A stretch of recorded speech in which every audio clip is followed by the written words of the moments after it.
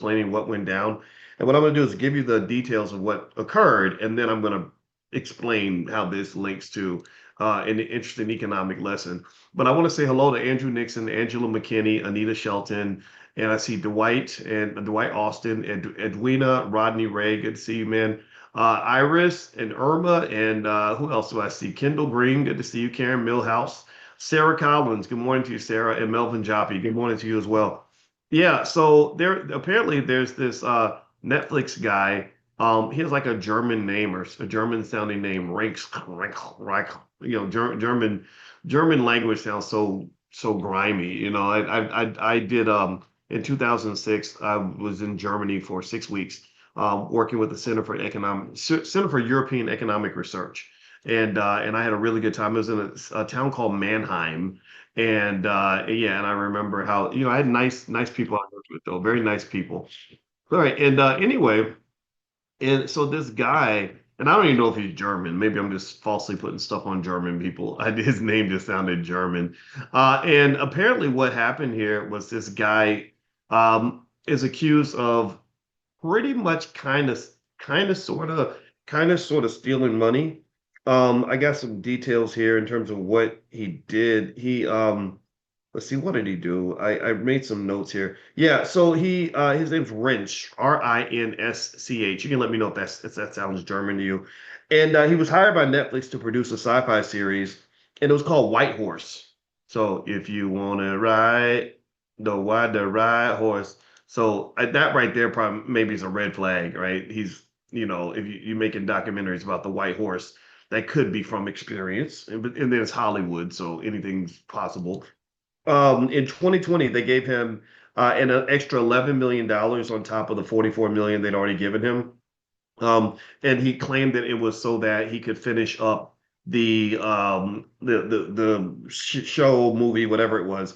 And they alleged that during that time, what he did was that he took the money and instead of putting it into the movie, he put it into his personal brokerage account, which he then invested, or he gambled slash invested it in like risky cryptos and stock options, right? So he said he's going to put it into the movie. He didn't. He put it into his brokerage account.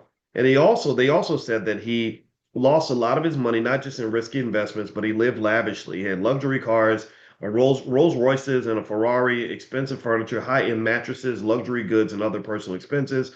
According to federal prosecutors, none of the money went toward producing even a single episode of the series, and the show remained unfinished and was eventually canceled. Who knows? Maybe if he had finished the project, they would let him get away with being, a spoiled rich guy and wasting a bunch of money. Maybe they would have said, "Hey, charge it to the game. He's good at what he does." Like Taylor Sheridan, I have no idea how Paramount is able to pay Taylor Sheridan. They give him anything he wants, but his shows are so damn good. I don't know if anybody's watched any of his shows. What is it? He does the Kevin Costner show. I don't know why the name escapes me. Y'all got to help me with that. But he does the Kevin Costner show.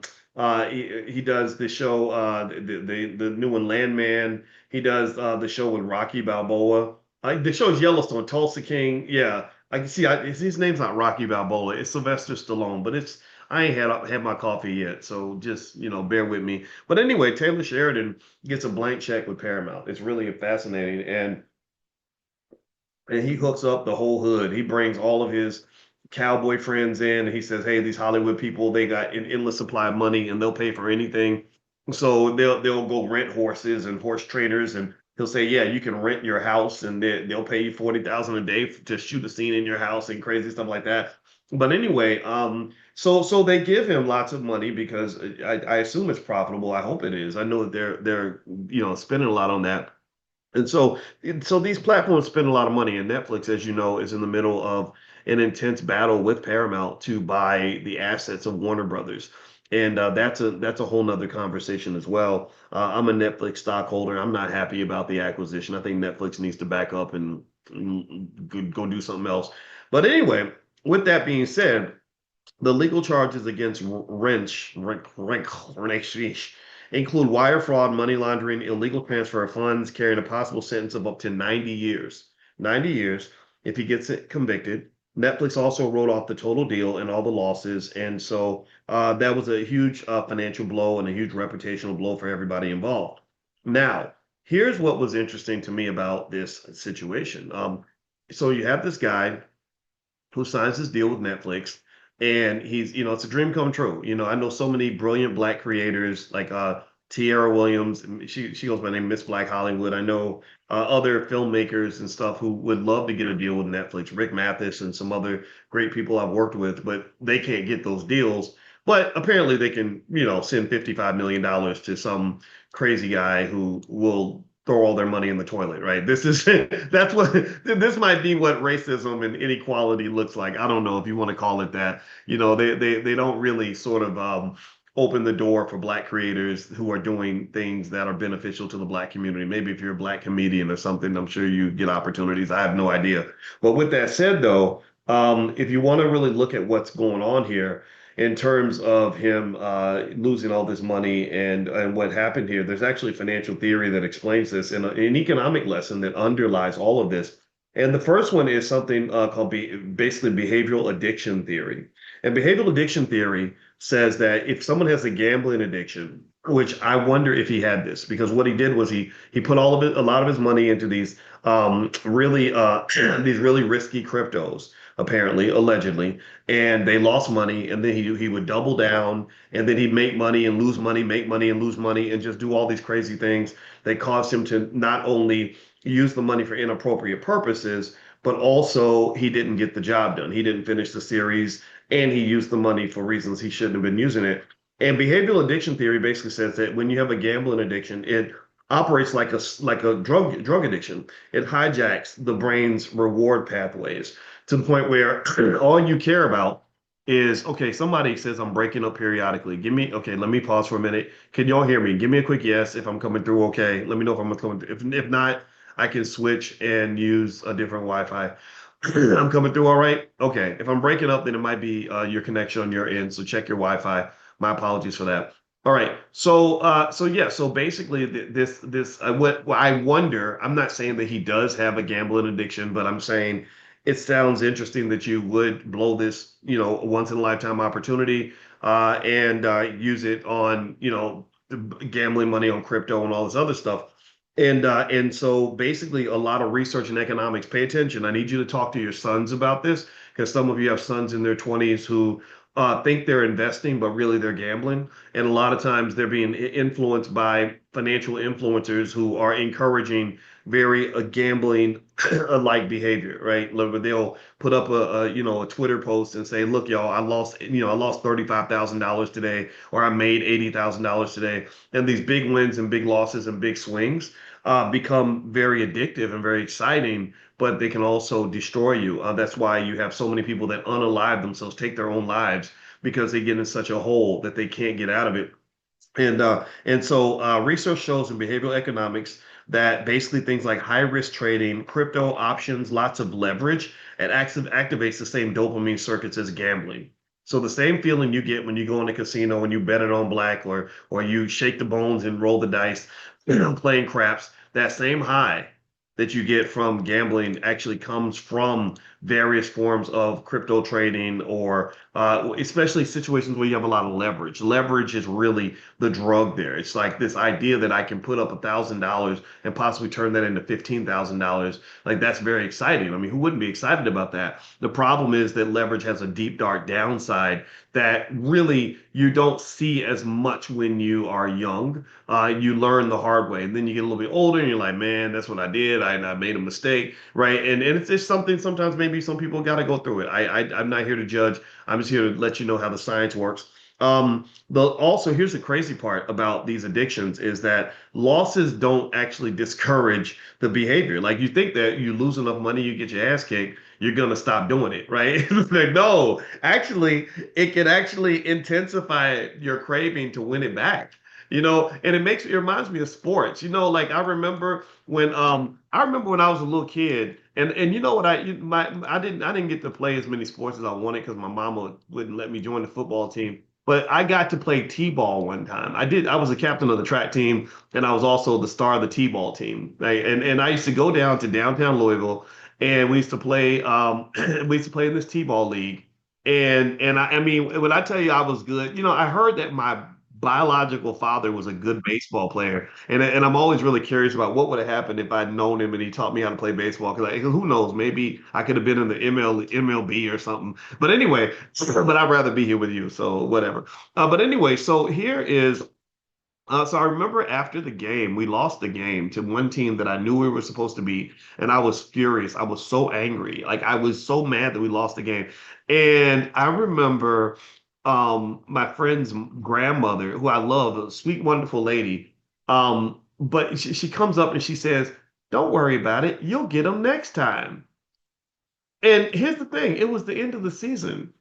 I was 8 years old. Like my best years were behind me. I remember I looked at that lady and I was like, next time, the season is over.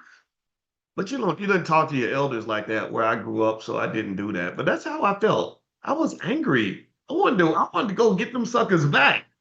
So that loss, when you lose, you want to go back and get it. Like I don't know if everybody else feels that way. Maybe I'm just half crazy, but you're just like, no, hell no, we ain't going out like that. And so it's kind of similar, right? When you do this gambling thing, you would think that with getting like losing a bunch of money would make people say, oh man, I'm not doing that anymore.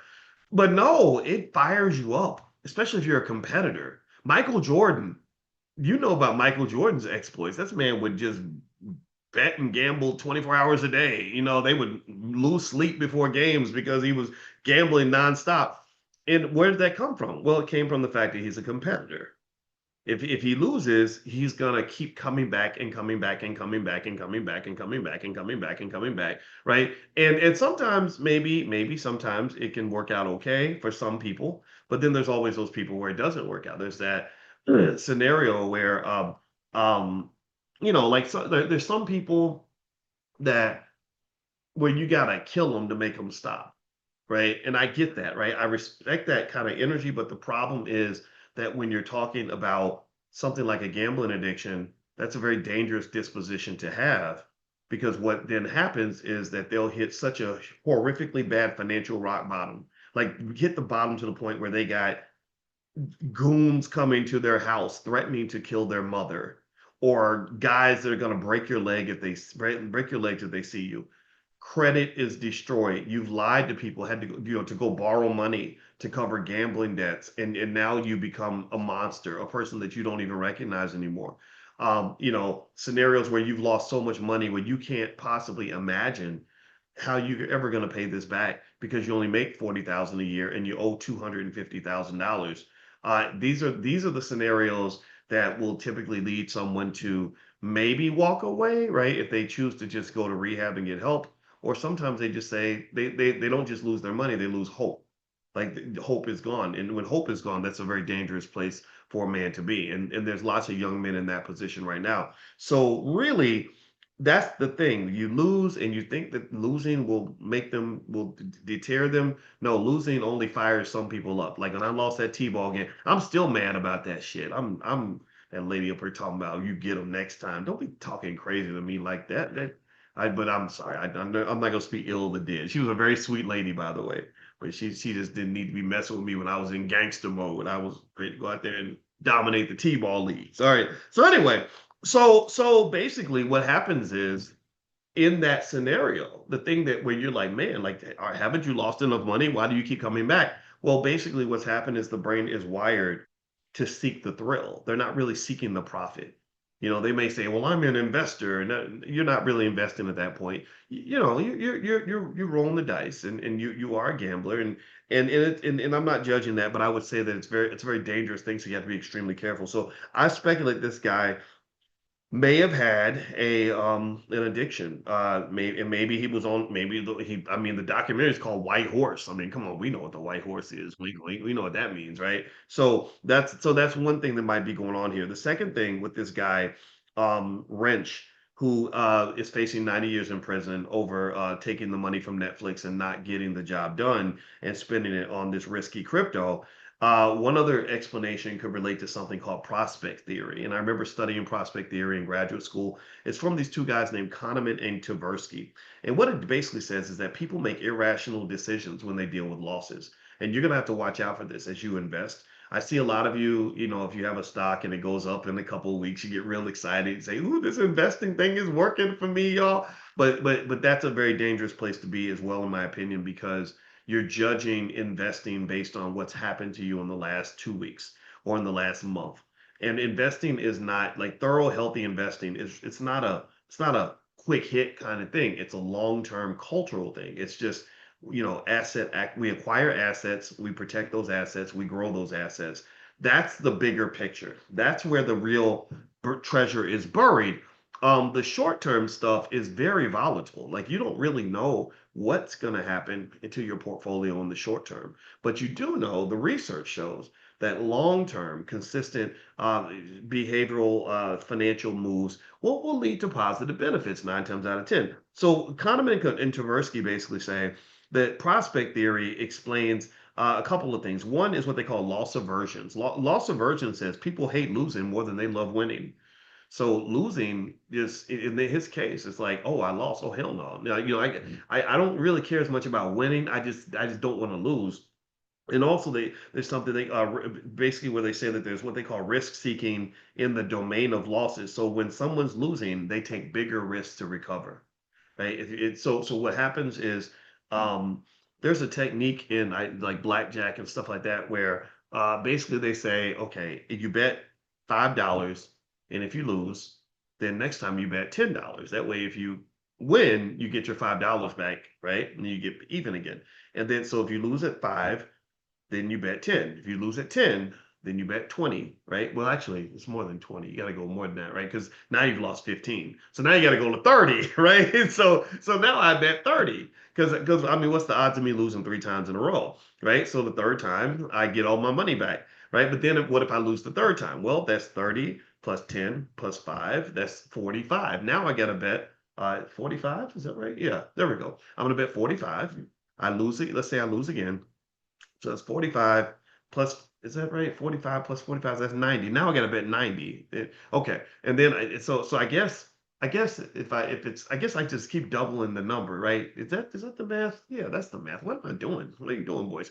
So then I'm betting bigger and bigger amounts to make a comeback. And it makes sense actually mathematically because the probability of losing 6, 7 times in a row, 5, 6 times in a row is quite low. But there's always that one time where it does happen. And when it goes bad for you, it just really goes bad for you. So ultimately, what they say is that when people lose money, they take bigger risks because they want to get that money back. And I see that happen with a lot of you. A lot of you will say, "I bought the stock at 20, it went down to 14." And you're already thinking about abandoning whatever strategy you had before because you want to get back in the game. You want to get back to 20. And the best thing I feel that I can do is to convince you to kind of let go of that and focus on the strategy. The strategy is what makes you a winner, not so much trying to get right back in the game in the short term because that may not happen, right? And so if you get to the point where you get hit in the mouth and then you throw away your whole plan, then that makes you a more chaotic investor. And chaotic investing doesn't tend to do as well long term as structured, consistent investing, right? The market's not going to be consistent. The market is not going to be consistent. The only thing that can be consistent is you. You have to be consistent. Does that make sense? I hope that makes sense. All right. So one thing I want to mention, you guys may or may not know, but I have a Spotify, a podcast on Spotify. It's called the Dr. Boyce Breakdown. Actually, I have two: Dr. Boyce Daily Stock Market and the Dr. Boyce Breakdown. If you want to go follow me on Spotify, you can do that. You can listen in the car, stuff like that. I'm gonna do a deep dive. I'm gonna find a stock that I was thinking about looking at, and it's a small cap stock that's not on the radar that nobody's talking about, and I'm gonna break it all down in an episode this week. So if you go find my name on Spotify, look for the Dr. Boyce Breakdown, and I'll break down that stock for you, just kind of as a thank you for following me on Spotify. So open up your Spotify, look for my name if you could, and follow and stuff like that. This is how people like me get distribution, right? Like I don't have a Netflix at my back, so so I'm too black. I'm probably too black for them anyway, and it's okay. All right, so what I want to do is share a story. I told you all I wanted to share your stories, your B1 stories in terms of what you're accomplishing as a result of our daily financial conversations. And this one's from Miss Tina Henderson. It looks like Tina is a scholar. Tina says, I've been listening to since September, but Dr. Boyce is a blessing for me. You see, I have a PhD in educational psychology, but presently took the position with Prairie View A&M as a community and economic development extension agent in Washington County, Texas. While I felt very competent in implementing programs the CED unit offers, every morning listening to Dr. Boyce has helped me put my county's economic condition into perspective. As a local African American historian, I also knew how our communities have been impacted economically, but being part of these larger discussions really helps me adjust how to navigate the mindsets of the population I'm trying to assist. That's just where I am now. I'm just starting to venture into stock investments. Good for you. Good for you, Miss Henderson. That's pretty awesome. Yeah, Prairie View is a great school. I think Prairie View, I think that magical white lady, Mackenzie Scott, I think she gave a bunch of money to Prairie View, which I thought was really awesome. And they, I mean, God bless the magical white lady. Um, and also, I know that a lot of you may have been connected to the Black Doctoral Network, which is run by a friend of mine named Maurice Green, and we've actually partnered with them on a lot of stuff because my argument, my belief is that we have some of the best scholars on the planet in our community, and the challenge that we want to overcome is that a lot of them are serving institutions that are not owned and run and controlled by us. So we end up losing a lot of our intellectual power because we're forced to sort of serve someone else's agenda instead of our own. And I want you to just imagine what the world would look like if all the best and brightest Black people were focused on solving problems for the Black community. Like imagine if you got up every day and your goal, your sole purpose, your job, your full-time job was to make your community better. I just think about where our community would be. Like we would be winning in every single way because the problems are clearly defined. It's very easy to spot what the issues are. The challenge is that sometimes we will spot the problem and then wait for someone else to solve it. And there's no community on the planet where that community has problems and they can wait for another community to solve those problems and to do it in a way that actually serves the agenda of that group of people as opposed to the agenda of the people who you picked to solve the problem, right? Does that make sense? All right, so I love it. I think it's great, and so thank you for sharing your story, Tina. It's wonderful to hear that. All right, so let's go into one more part of this discussion. So, in case you just came in, we were talking with this guy named Carl Eric Reich. Reich. It sounds German, so I'm not pronouncing it Germanly. Reich. He got a hot tool, like when you're using German words. And anyway, he stole money from Netflix allegedly. They're claiming that he took it looked like a total of $55 million. I think they sent him 44 million and then another 11 million to finish a series called White Horse, and he never finished it. And again, I think that's a red flag. It's called White Horse, so that makes me wonder what were you doing with that money? Would you ride the White Horse with that money? And and also they claim that he spent the money on a lot of very risky crypto investments, things like that. And the third financial theory I want you to it's more like financial psychology, kind of a blend of the two, that I think might have been applicable to the situation is something called self-regulation failure or ego depletion theory. Ego depletion theory. So the key idea is that stress, fear, and ego can pressure you in terms of really reducing your ability to make rational decisions, right? So effectively, if you're a showrunner or a creative, I see this with a lot of my friends in Hollywood and other places that are just dying to be successful, like the ones who might end up going to Diddy parties and you get something you didn't sign up for because you're so hungry to be successful. There's like this pressure, like, oh, I'm 35 and I haven't had a big acting gig, or I'm 40 years old and nobody has, bought my screenplay yet. I'm a failure in life. So what that does is it can increase your impulsivity, right? Like you watch a series like maybe the one about Eddie Murphy, which is very inspirational on Netflix, or you see other people succeeding, and that can give you this perception that you're falling behind or that you're not where you're supposed to be. So you can become impulsive. Your short-term decision making can replace your long-term planning. So you can take very risky actions and make very risky decisions that can put you in harm's way.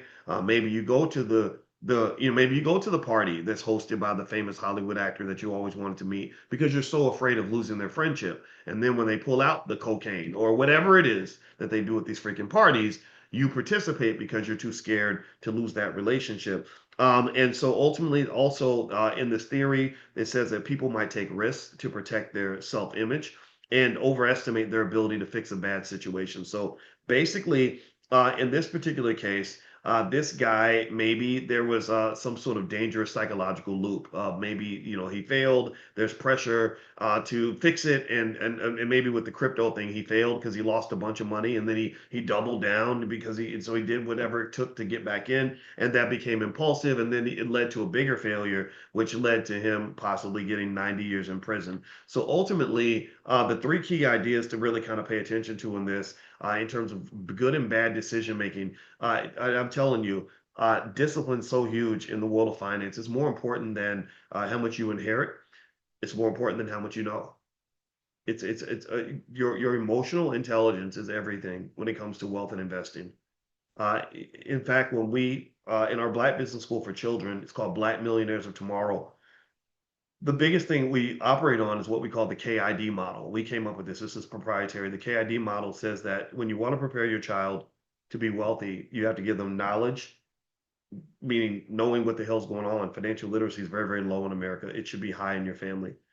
Investment, it doesn't matter how much you know. If you have no capital to deploy your ideas, then you're going to end up deploying someone else's ideas. Many of our universities, we will train 1 million Black kids to become business managers, but very few of them to become business developers. They can't go into a space that is undeveloped and create something. They have to go into a pre-developed space and simply be a cog in someone's wheel. They're looking for the job, not looking for the power, right? They're looking for the paycheck, not looking for the real opportunity. Do you understand? That's financial consciousness. That's why I call this class financial consciousness.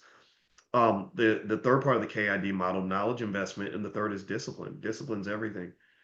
Discipline, delayed gratification over instant gratification. The ability to say no. The word no is really important if you're a focused person. If you're trying to achieve high goals, if you want to be like everybody else, then you can say yes to everything. But if you want to be in a special, rare space, you have to learn how to say no to all the distractions. And at no time in human history have there been more distractions for a person trying to accomplish something. I mean, think about this. Everything has got buzzes and beeps and dings and everything else. There's so much happening that can throw you off and distract you. So ultimately, that ability to um that ability to focus is everything.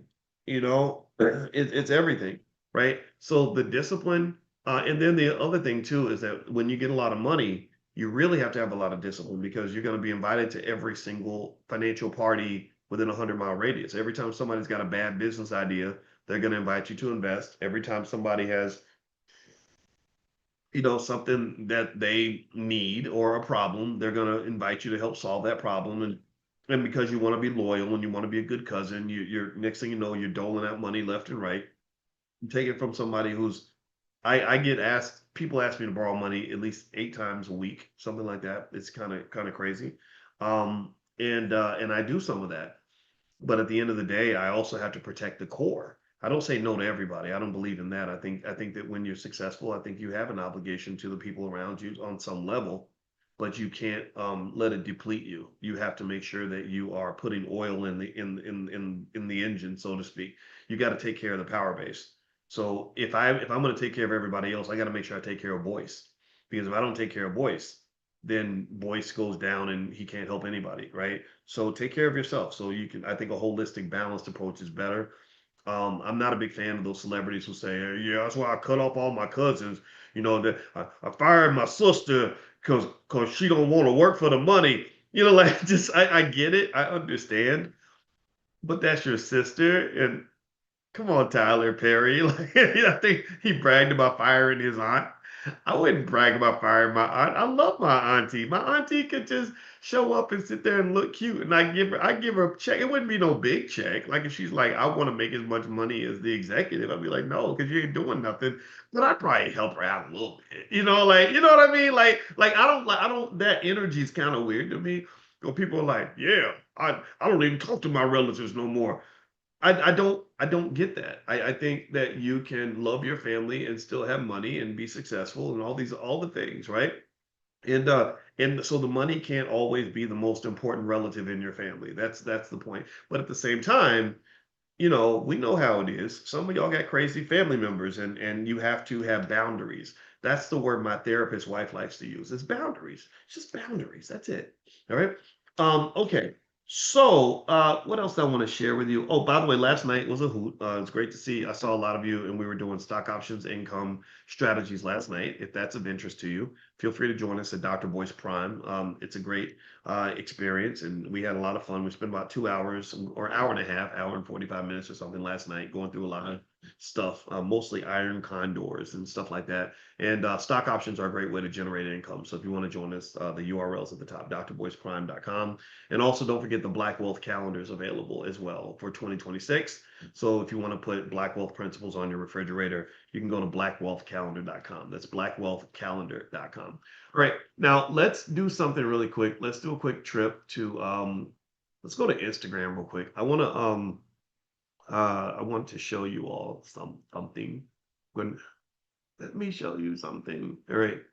So yeah, so these are the random thoughts I had yesterday. So here was one where we were talking about rap and the Diddy series still, and the glorification of sex trafficking. And this is what I visualized in my head, was like this demon puppet master that controls these rappers that unfortunately played a big part in creating a culture that really glorified sex trafficking, right? So I think it's so crazy that this $1 trillion industry has been built around just the degradation and the self-destruction of black people, and we think it's okay because they're making lots of money.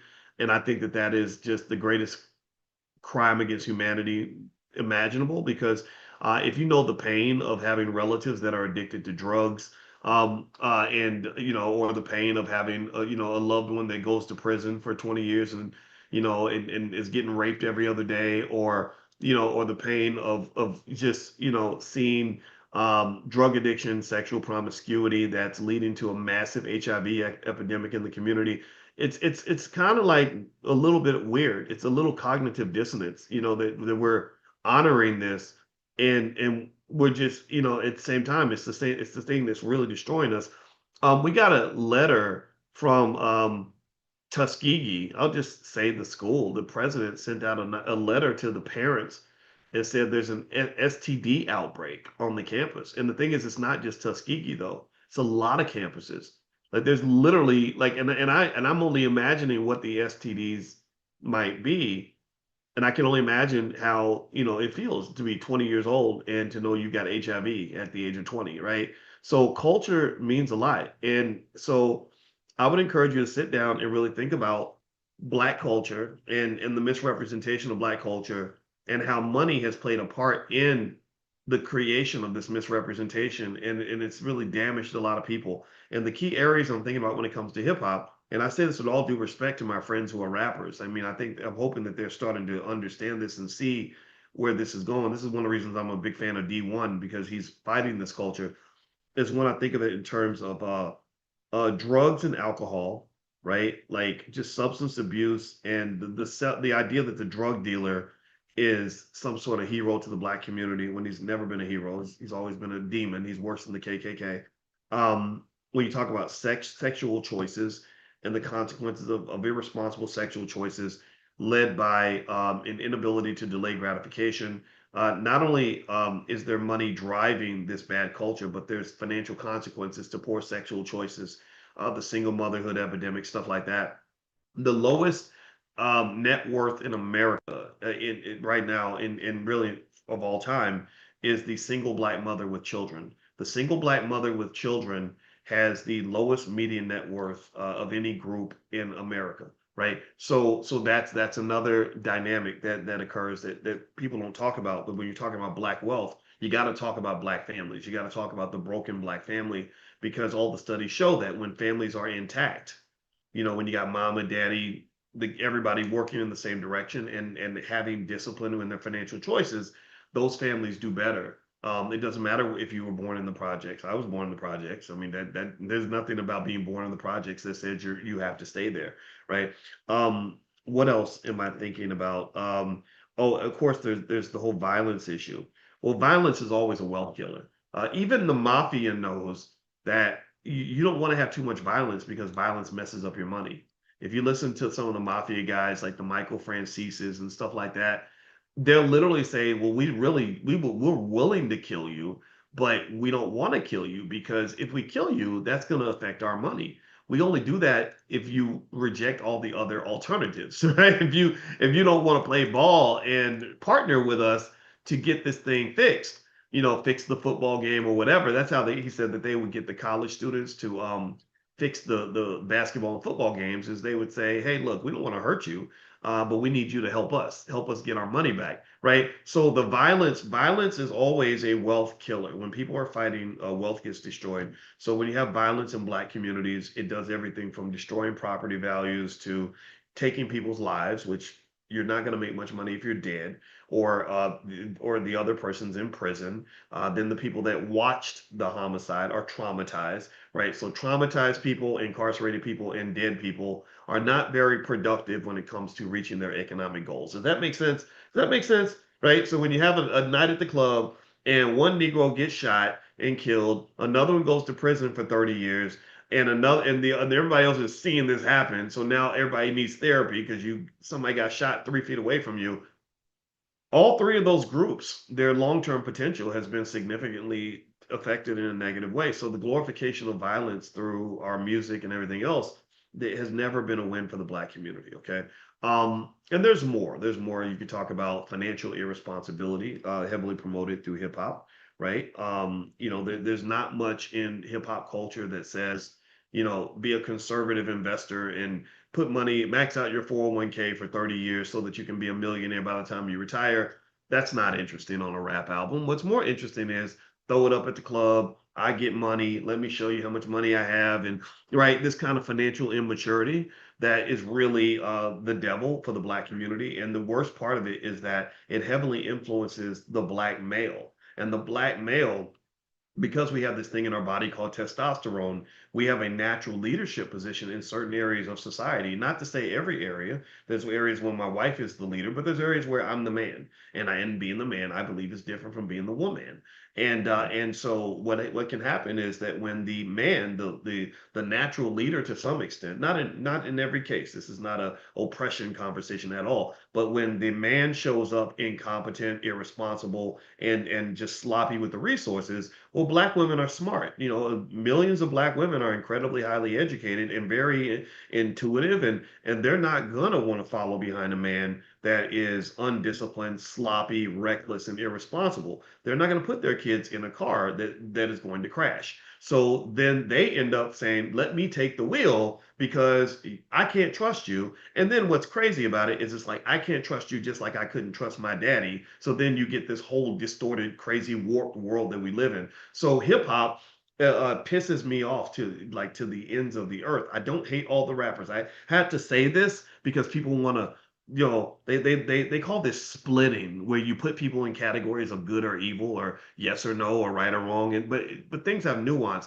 But people like to split, and they'll say Boyce hates rappers. Boyce hate. And one of my rapper friends, Killer Mike, actually, I'll just say it. Killer Mike said, "Hey Doc, I just wanted to, let you know, that you got to make sure you say it in a certain way so that all the other rappers don't think you hate the rappers." I said, "I don't hate rappers. I said, I like you. You're one of my buddies, man. Killer Mike is a great guy. I love D1 and Willie D. I mean, I have friends that are Ice Cube. All these guys are great." But I'm like, but bullshit when you see it. Come on, man. Like, I don't, no, this is, no.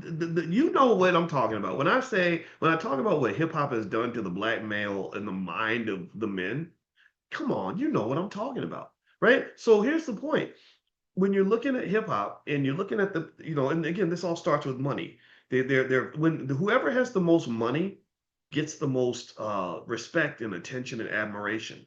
So when they're funneling $1 billion into the pocket of Diddy and he's running around here and doing all kinds of ungodly stuff, it distorts how we're thinking. Like, it makes people copy what they define to be successful. So a young Black male looks at Diddy and he's up here dancing and cooning at the age of 45 and 50 years old.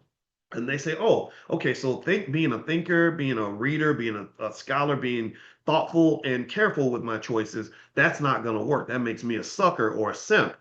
I want to be like him. So I got to be flashy. I got to be loud. I have to go hurt people. I got to go and just do all these irresponsible things with my money and my energy.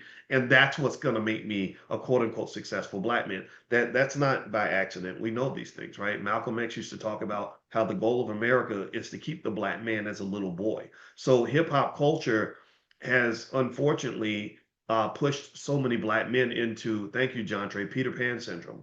And Peter Pan syndrome is a destroyer of black families because if you look throughout thousands of years of culture, in most cultures, the masculinity is defined by the male's willingness and ability to take responsibility for things, to take responsibility for people, take responsibility for property, take responsibility for a community, right? And so when you have men that openly say, I don't care about anybody other than myself, well, that right there is one of the formulas for the destruction of a community. You really, in my view, don't want to think that way because that is what I would consider to be incredibly anti-black. And I don't even care what white people are saying or doing. I mean, I think it's deeper than just, oh, he called me and the N word. All right. So anyway, let me show you one more thing. So we can finish up. Let me see here. All right, so let's go back to Instagram again. All right, and my Instagram is Dr. Boyce Finance, by the way. So if you want to follow me there, you can, and you can follow stuff in real time. But sometimes I'll put something up and I'll say, I really want to dig deeper into this. Okay, so this is Warner Brothers Discovery stock. As you can see, it went up. I own Warner Brothers Discovery. I did sell my stock, but if you're interested in just financial drama, there's currently a hostile takeover taking place where Paramount Studios made a hostile bid to buy Warner Brothers Discovery.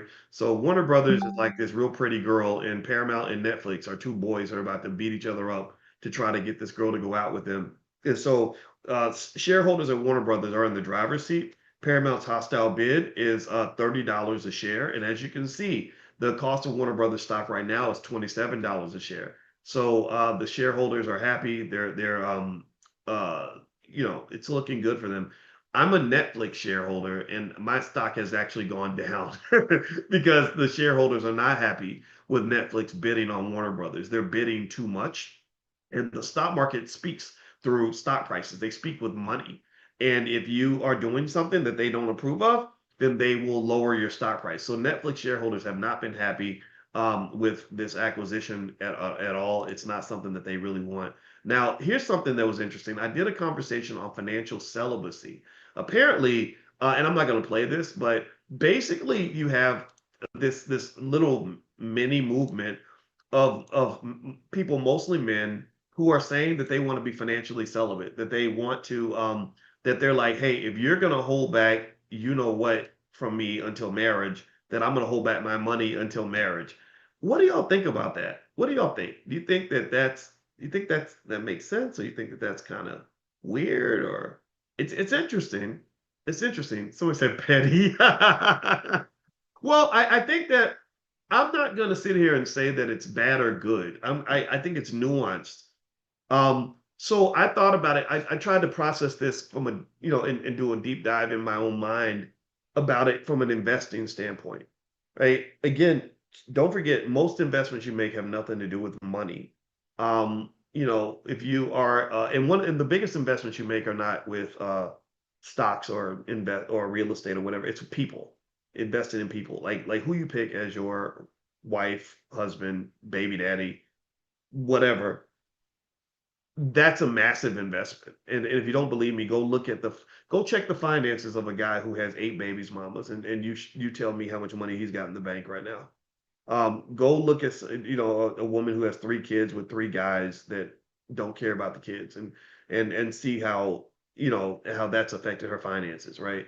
Or go look at somebody who's in a bad marriage and giving all their money to divorce lawyers and driving each other crazy, screaming and hollering so much that they can't even get anything done. So they're not going to build a business out of, like, nothing grows in toxic soil, right? So if you're in a toxic relationship, that business is not going to grow out of a toxic relationship because you've got toxic soil. And things grow in love. Things grow when there's harmony. Things grow when there's peace. That's why violence in the Black community is a wealth killer.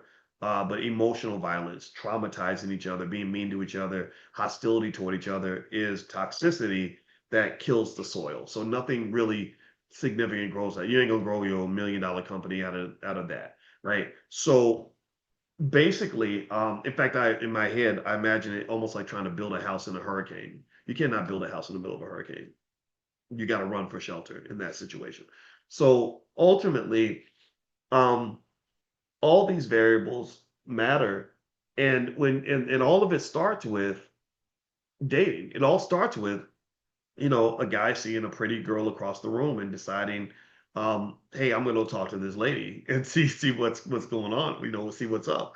I remember the very moment I remember the first moment I saw my wife. Like in my head, I can go right back to that moment and see her across the room because she was so pretty that her beauty came across the room and hit me in the face. And I was like, what do we have here? We go just say hi and just so you know, if you want to know how the rest of the story goes, like what she did, I was really scared of talk. I people call me a simp on the internet because I admit to stuff like this, but I don't care. Girls used to scare me. I didn't know how to talk to girls. I didn't have no game. I didn't have no swag. Nobody taught me that. Nobody took me to swag class. I did stuff like math and stuff. I didn't learn how to be fly. Right. So anyway, so I didn't have no game or nothing. I just went up and said hello. And I'm mortified because she's drop dead gorgeous. And you know what she did that really, really made me feel comfortable talking to her? Is she greeted me with the biggest, most beautiful smile.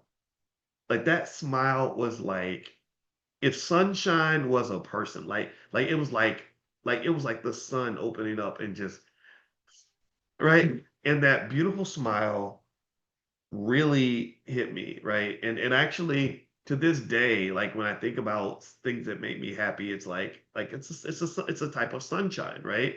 And that came from that experience. And that just says a lot, right? Like just in how you respond to people. Like if you greet people with a smile, you're more welcome. And there's ways, like there's stuff you can study on how to make friends and connect to people. And if you're smiling and open and friendly and ask questions about them and you're curious about who they are, then that will make people want to connect with you and talk to you.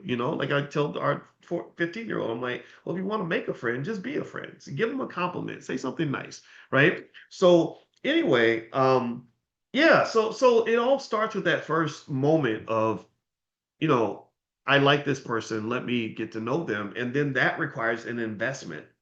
And here's the thing. If you are a high achiever and you really have stuff that you are trying to accomplish in your life, at that time when I met my wife, for example, I was trying to get a PhD. That was my number one priority. So if you are a high achiever, then that means most of your time has to go toward what you're trying to accomplish. Whatever you're trying to do, you know that feeling. So you don't have a lot of time, money, and energy to waste on nonsense. So you have to have discernment. You have to be an economist. Economics is pretty much the allocation of scarce resources. That's what it is. So as a busy person who had big goals and big dreams, I ain't had time to be throwing money at this girl and that girl and getting on the phone with this one and that one and all that. I didn't have time for all that, right? So there's that phrase in investing that we've used before where I say before you invest, you should investigate, right? So due diligence, that's another term. If you go talk to private equity firms on Wall Street and they're about to invest in a business, they'll spend months doing due diligence before they spend a nickel on this company. They're like, well, in fact, we're going to spend money investigating whether or not we should really spend money on you. Like we ain't jumping into nothing, right? And I want you to compare this to how you've seen other investment decisions made by others. They can be emotionally driven. Like, think about how many times you've seen two people have a conversation and somebody says, yeah, I was always thinking about starting a bakery. Yeah, girl, we should start a bakery. Okay, yeah, we're gonna call it blackness cookies. Yeah, that's a good name. And they're gonna have a little black fist on it. And we're gonna, okay, all right, so let's do it. Right. And people will jump into it because they get this big bang, this spark of energy and excitement over an idea.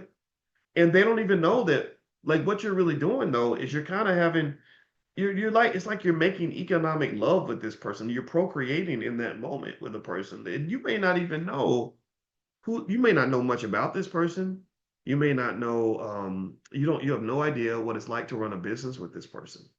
But when you create this business, it's not like you're creating this business as something that you're going to do for a couple of months in your spare time. This is something that if it works, it could be something you're doing for the next 10, 20 years.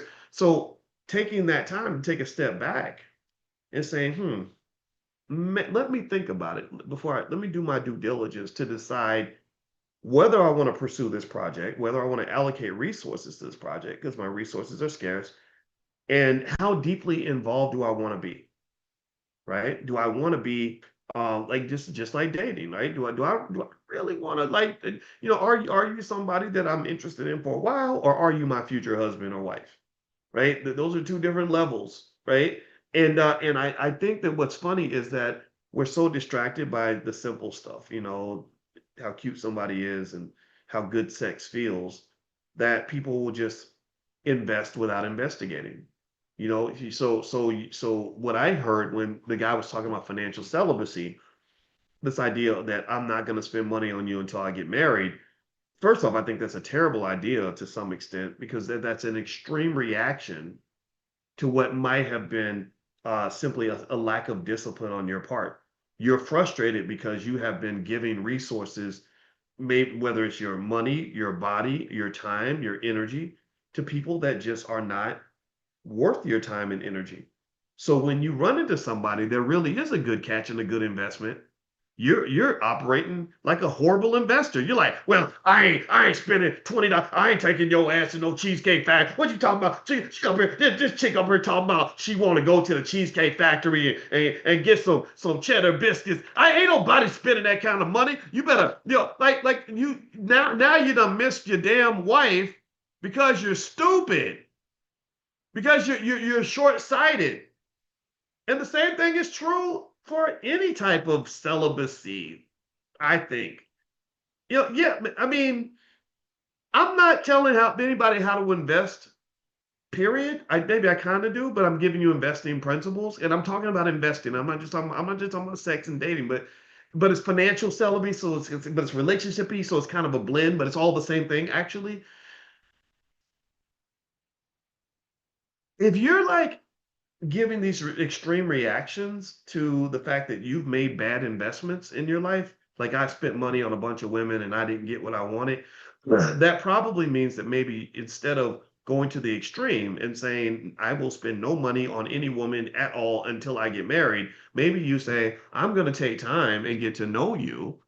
It don't cost me nothing to get on. It costs me much less to get on the phone with you for a few hours than it does for me to spend money and take you out or travel to your house or all these other things, right?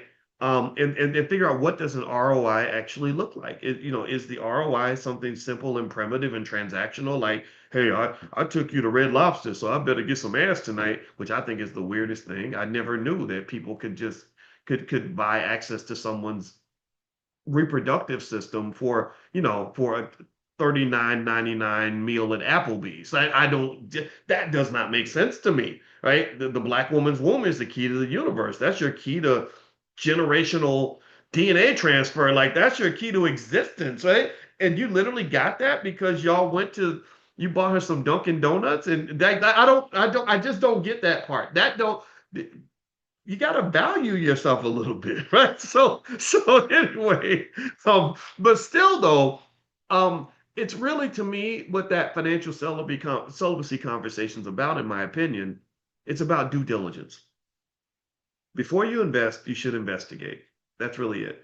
And the more your self-worth is, the more you value yourself and the more financial consciousness you have, which will allow you to see your self-worth, then the more due diligence you will do because you've got something to protect. And remember, wealth is it's less about acquisition and accumulation than it is about preservation. Do you understand? Wealth is you acquire it, you accumulate it, but then you must preserve it.